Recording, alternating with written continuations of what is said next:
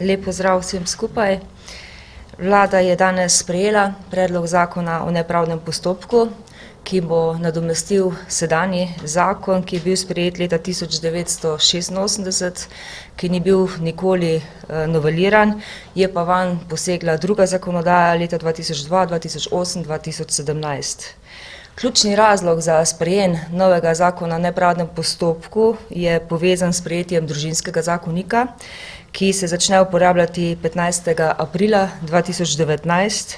Kot veste, je družinski zakonik prenovil in celovito uredil družinska razmerja, ob tem pa določil pristojnost odločanja sodišč glede praktično vseh razmerij, ki jih ureja. Zato je nujno, da se do 15. aprila 2019 sprejmejo tudi pravila sodnega postopka, po katerih se bodo ta razmerja urejala. Družinski zakonik ni določil vrste postopka. Danes v nekaterih družinskih zadevah odločajo centri za socialno delo po upravnem postopku, sodišča v nekaterih po nepravdnem, v nekaterih po pravdnem postopku. Po 15. aprilu pa se bo praktično v vseh družinsko-pravnih razmerjih odločalo, se pravi sodišča bodo odločala po nepravdnem postopku. V okviru široke strokovne javne razprave je bila sprejeta ocena, da je nepravdni postopek glede na svoje temeljne značilnosti primernejši od drugih, predvsem od pravdnega postopka, omogoča večjo zaščito koristi otroka in v ospredje postavlja načelno dolžnost sodišča, da po uradni dolžnosti ugotovi vse pomembne okoliščine, neodvisno od predlaganih dokazov strank.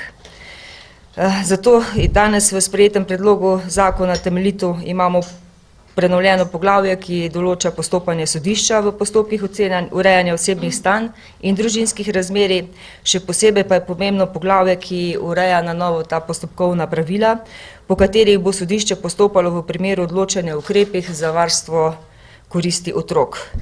Torej v primerih, ko starši ne morejo ali nočejo varovati koristi otroka in mora to namesto njih storiti država. Če so otrokove koristi v družini resno ogrožene, mora namreč država omogočiti učinkovito zaščito otroka in to se zagotavlja z določbami tega zakona v povezavi z družinskim zakonikom. S predlagano ureditvijo želimo doseči hitrejše reševanje zadev na družinskem področju preko enotne obravnave celotne družinske situacije pred istim, to je okrožnim sodiščem in po pravilih enotnega nepravdnega postopka.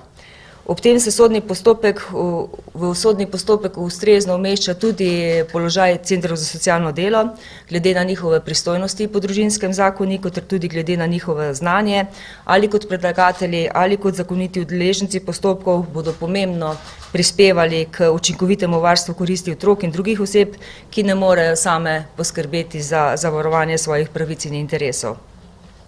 Poleg tega, kar je povezano z družinskim zakonikom, se v primerjavi z danes veljavno ureditvijo spreminjajo tudi druge določbe, za katere smo v okviru spreminjanja izvajanja predpisa in široke strokovne razprave ocenili, da so smiselne in utemeljene. Govorimo predvsem o poenotenju in o rešitvi vsega, kar je bilo v bistvu v ta zakon poseženo z drugimi predpisi. Z novim zakonom o nepravdnem postopku se tako spreminjajo tudi določbe glede nepravdnih postopkov, poglavitne rešitve gredo v smeri večjega vsebinskega odločanja v teh postopkih, poudarjanje vloga sodnika v teh postopkih, prav tako se tudi v teh postopkih z možnostjo dopuščene revizije omogoča udeležencev dostop do vrhovnega sodišča in tudi vrhovnemu sodišču poenotenje sodne prakse tudi na tem področju.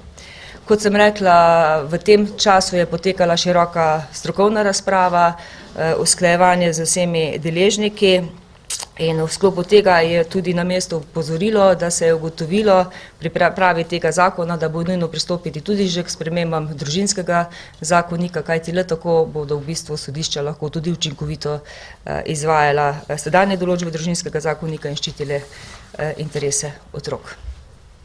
Hvala. Hvala ministrici za uvod. Vaše vprašanje na to temo, na to točko se vlade. Sabina Zonta, TV Slovenija, samo eno kratko pojasnilo, kaj bi to pomenilo za sodišče, koliko bodo dodatno obremenjena? Zagotovo se v tem času vse skozi pogovarjamo tudi z Vrhovnim sodiščem, tudi v času že spreminjanja družinskega zakonika kot takega, čeprav je bil očitek sodišča, da so bili premalo vključeni v pripravo samega oziroma posledice spremenjenega družinskega zakonika. Lahko komentiram, da pravzaprav vsak porod je na nek način zahteven in verjamem, da bo tudi izvajanje vseh teh zadev na sodiščih zahtevno, ampak menim tudi, da smo v tem času naredili veliko priprav skupaj, da bomo tudi ustrezno vodili vse postopke, ustrezno tudi zaščitili pravice otrok. Še kakšno vprašanje? Še eno tudi na to temo. Evo, Če ste slučajno že seznanjeni odločitev Ustavnega sodišča glede volilne zakonodaje, Ustavno sodišče je ugotovilo, da je del volilne zakonodaje neustavno. Morda na ravni vlade, če ste tem kaj govorili in ali imate že načrte, kako zdaj naprej? Novico smo sprejeli pravkar po seji vlade, tako da vlada o tem ni danes odločala, ampak vse skozi smo pravzaprav spremljali, tudi znano nam je iz vseh teh let veljavnosti te volilne zakonodaje, da so določene pomanjkljivosti, sodbo bomo ustrezno preučili in potem tudi pripravili rešitve. Hvala lepa. Če ni več vprašanj, hvala ministrica. Najlepša hvala. Hvala vam. Srečno.